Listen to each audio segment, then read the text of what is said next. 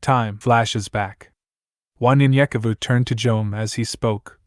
When the Abenians built these bubbles, or whatever you want to call them, they built them for all major cities with a population of about, Wanyenyekevu said, 250,000 or more.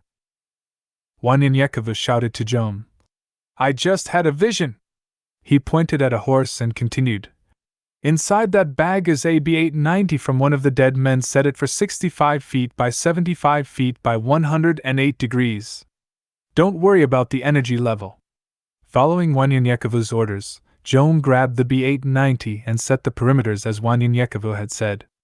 With the howling of coyotes in the background, Jom started moving quickly and immediately pushed the button.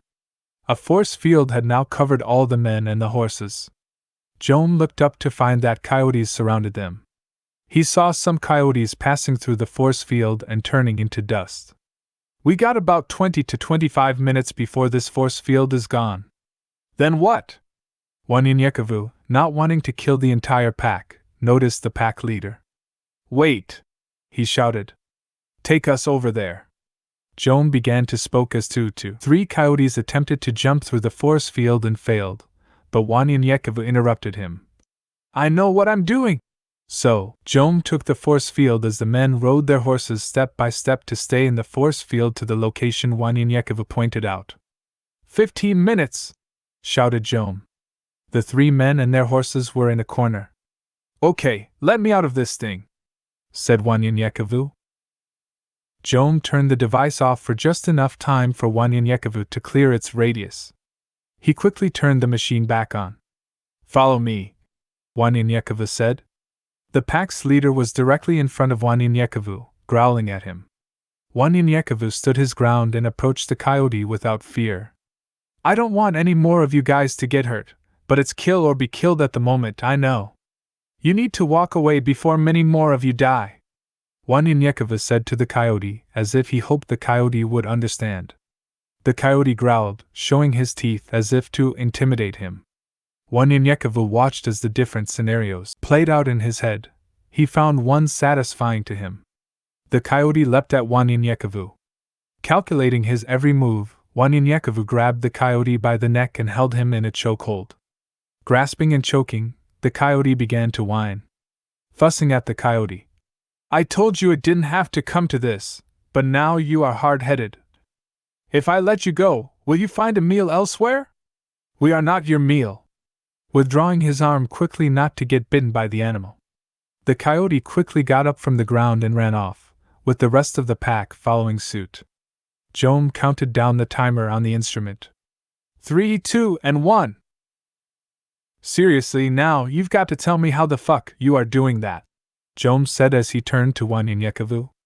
They were just hungry, Wanyenyekevu said as he got back on his horse. Jonathan said with his arms flying around. Shit, that only explains why they attacked. Hell! We know that much! Moving Jonathan's horse to the side, Jom said. That's not what we're talking about, and you know it. As Jonathan joined back in. Yeah, man, how in the hell do you know when shit is gonna hit the fan before it happens, is what he's talking about, and you know that. And what is this thing with you fussing with an animal like your ass is Dr. Doolittle? Wanyenyekevu smiled. I'll tell you tonight when we settle down. Jonathan murmured to himself out loud. I want to know that shit right now, fuck that. Wanyenyekevu turned back around toward Jonathan. Patience is not your strong suit. Is it? Wanyenyekevu knew it was time to tell the brothers about his gift.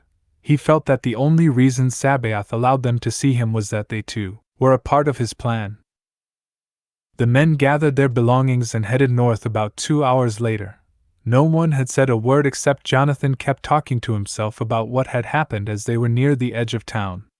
Sabaoth has given me the gift to see things before they happen, and you too can receive your special gift from him in due time, Wanyenyekevu said to the brothers. Jonathan said, We get gifts just for believing?